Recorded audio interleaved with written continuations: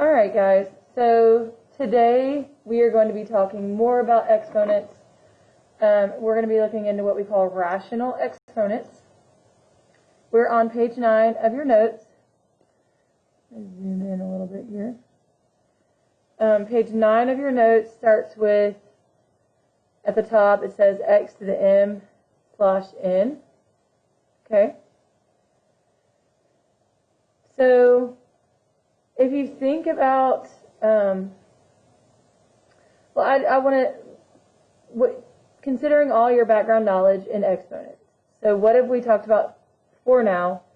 And then, you need to have that knowledge in your head. You need to know what the rules of exponents are, how you divide exponents, how you multiply exponents, how you have a power to power, what you do there. Okay, so we're going to move into a little bit trickier exponents. Okay, so today we're looking at exponents that are like fractions in exponents.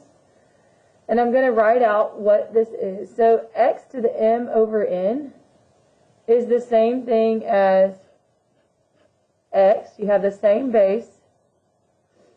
1 over n to the m. So what you do is, with a fraction exponent, you keep your base, so the x is the same.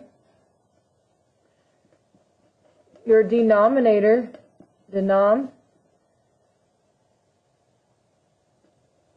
is same. And you pull out your numerator and make it power to power. Okay, so right here we have the same base, the same denominator, n, but the difference is that you take that m and you pull it outside, put parentheses, and now it's a power to power. Okay, and it makes sense because when we're solving power to power, we multiply our exponents. So if we could put it back easily into this by saying m times 1 over n would be m over n. Okay? All right. Well, there's also, so that's the first part. So you do that. And then the second part is this. When you have a 1 over your n as your exponent, that n now becomes in a square root. It becomes the little number in the check. Okay? The same number. This n becomes here. You move the n here. Your base is inside the square root. And it's still all to that m power. So this is the same. Okay, so why did I change it over to this? I want you to think about how 5 squared is 25, right? And then the square root of 25 is 5. Okay, we don't really put that 2 there normally, but it is there. It's just given. When you don't have a number there, it's going to be a 2. So that's exactly what we did, was we moved the exponent to the square. They're related. They're inverses of each other. Square roots and exponents are inverses of one another. So that's why I put that there. They're related. Okay. So let's just follow the same pattern. Okay. The first thing we do is we have our base is the same. Keep your base. Your denominator is the same.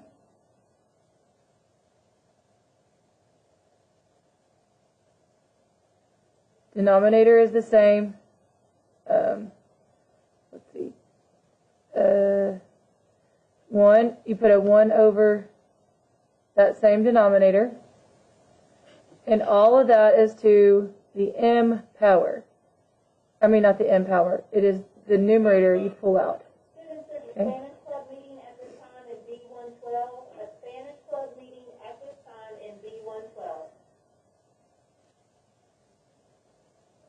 And then we're going to take it a step further and undo it by putting it in square root. So keep your base the same. Now your denominator moves over here to the check, and we still have that 2 on the outside. Okay? So let's look at this. These are all numbers. There's no letters here, so really we could solve this. We could really solve this.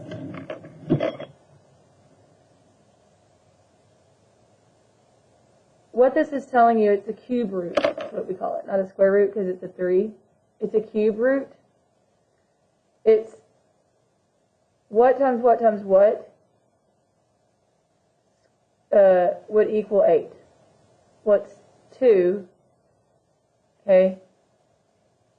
So the cube root of 8 is 3, because what times what equals 8? So it's 2, and it's squared, because you can't forget about this number, and that's 4. Okay, now, let's see if we could figure out how to do that on the calculator. Now, this is only when you have numbers. If you have letters, you can't do it on the calculator, obviously. So I could say 3, oops.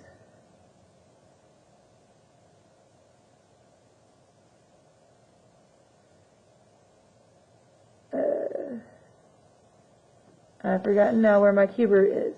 I'll show you that in class, how you do it on the calculator, once I find out where that is again.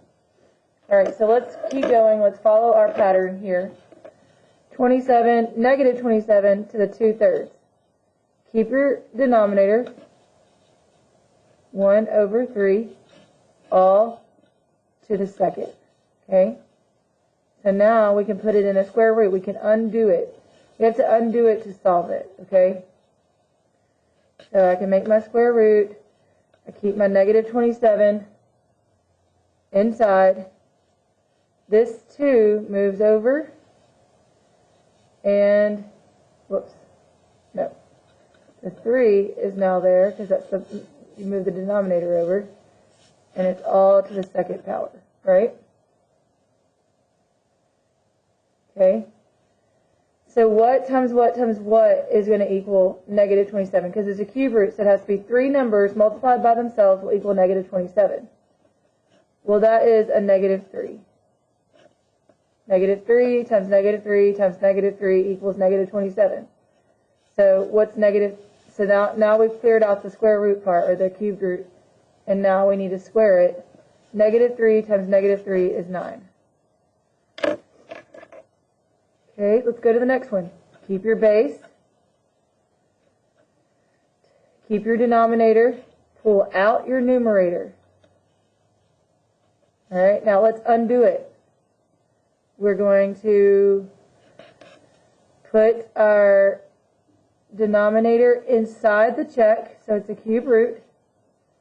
125 still goes inside, and it's to the 4th power. So what times what times what equals 125? What times what is going to equal 125? 5, right? 5 times 5 is 25, times 5 is 125. So 5 to the 4th, we still have to solve this part. We can't forget about the exponent there. 5 to the 4th. Now this part we can do for sure in our calculator. 5 raised to the 4th. And your answer is 625. Let's do one more. Keep your base. Your new fraction has that same denominator. All to the negative 2, because this is a negative 2.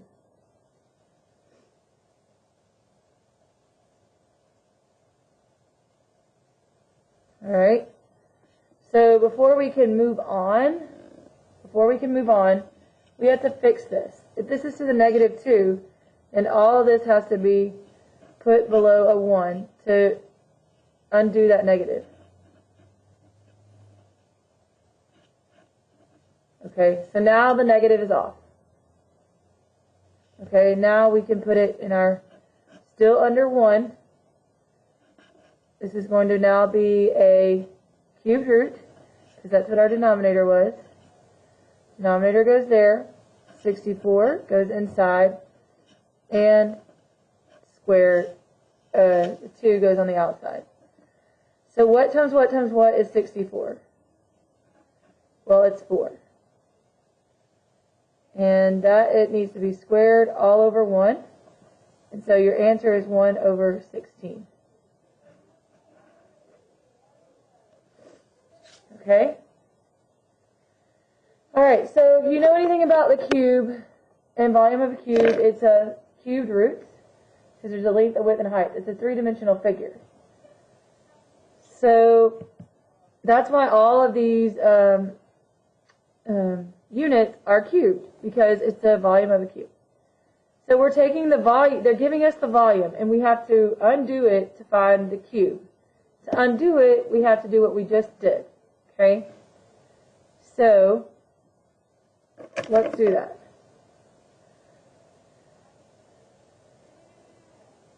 I'm going to skip this step right here because we don't have a fraction for an exponent. Okay?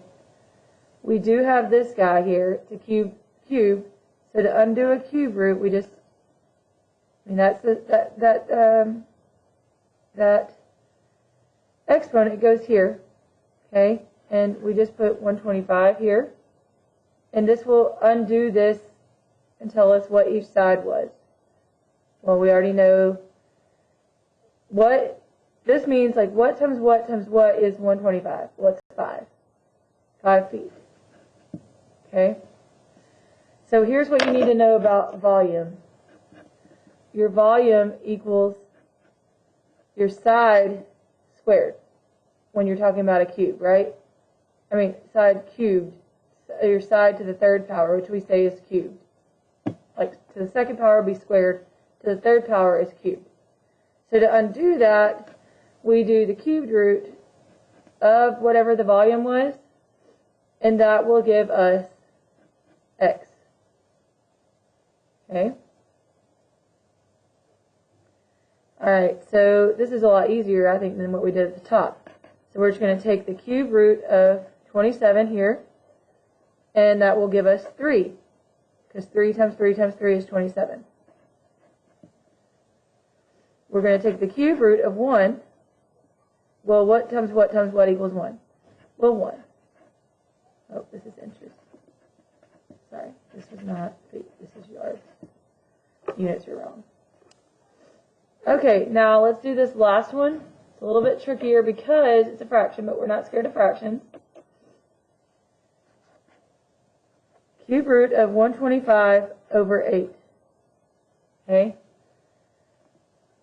So what you do there is you take the cube of the top. You have to think what times what equals the numerator and what times what equals the denominator. So what times what equals 125? Well, 5.